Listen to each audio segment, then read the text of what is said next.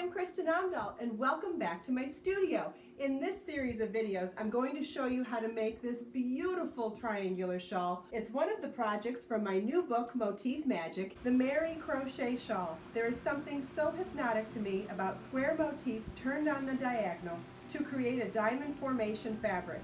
In order to have smooth edges, additional shaped motifs are required for this style of construction. Deconstructing motifs broadens the designing horizon in so many different ways. In the first video, I'm going to show you how to navigate through the pattern. We'll start by reading the description, which will give you a flavor for what the shawl is going to be, and then we'll go through all of the details of what you'll need. In the second video, I'll show you how to create the motifs.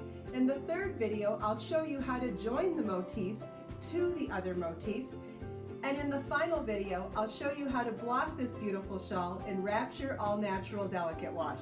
Let's get started. I think it's always best to weave in your loose ends before you block a project.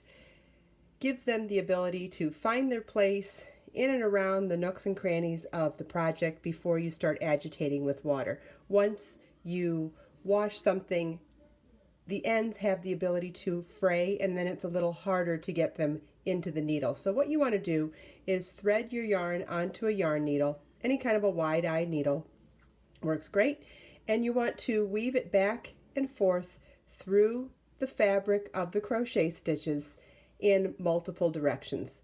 The more patience and care you use in weaving in your loose ends, the more professional the finish of your project will be for the remainder of the life of the project. Remember, this is something that's going to be worn, it's going to be washed, used and loved for many, many years. So you want to make sure that those ends stay perfectly hidden, and the best way to do that is to change direction as much as possible and use as much of the tail as possible. Try to use 3 or 4 inches or even 6 inches of the tail. I'm trying to do too many at once here.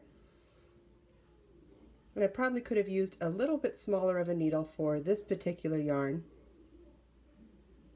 But if I go slow, I will be able to get it anyway. Okay, so once you've woven in your ends and you feel it's a sufficient amount of weaving in, you can fasten it off.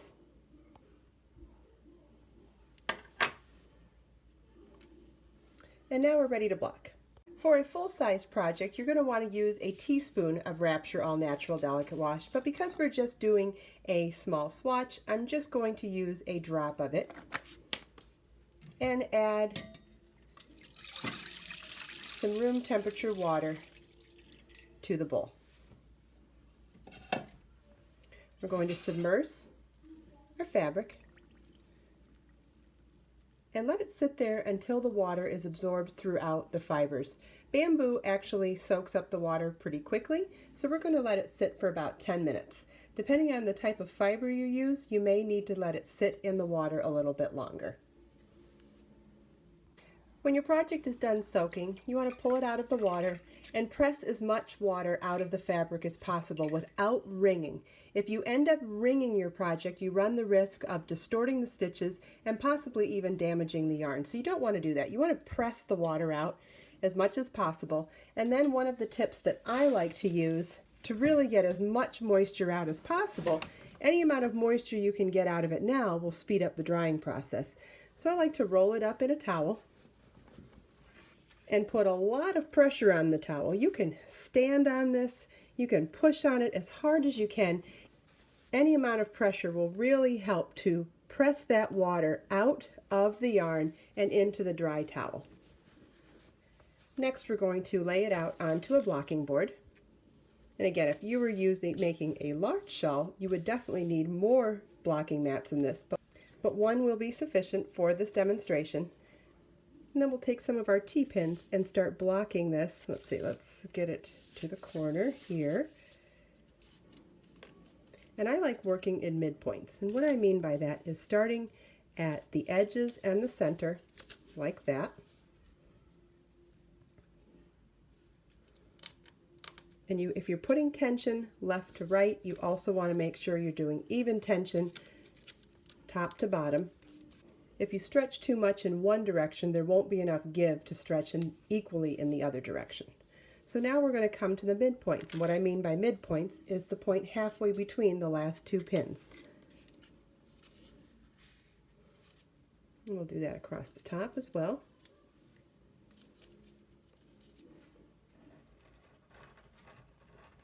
And you just want to keep moving in the midpoints until you feel like you've made a sufficient number of pinnings to keep your edges as straight as you'd like to see them. Depending on the project. Some projects you'd like to have a scalloped edge, so you would only put pins every few inches or so. On a project you want to have a straight edge, you would use more pins. Or you could even use blocking wires to get a perfectly smooth straight edge. Once you feel like you have enough pins in your project, you want to leave it out to dry.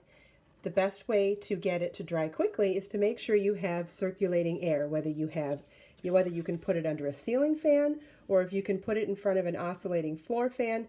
Any type of circulating air will speed up the drying time.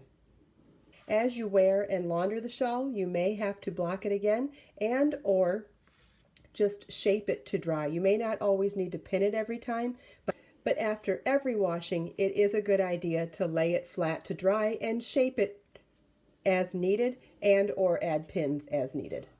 If you have any questions about this video, please leave them for me in the comments, and make sure to watch the next video in the series to learn even more about making the Meri Crochet Motif Shawl. Let us make time to create, share, and inspire today and every day. I'll see you in the next video.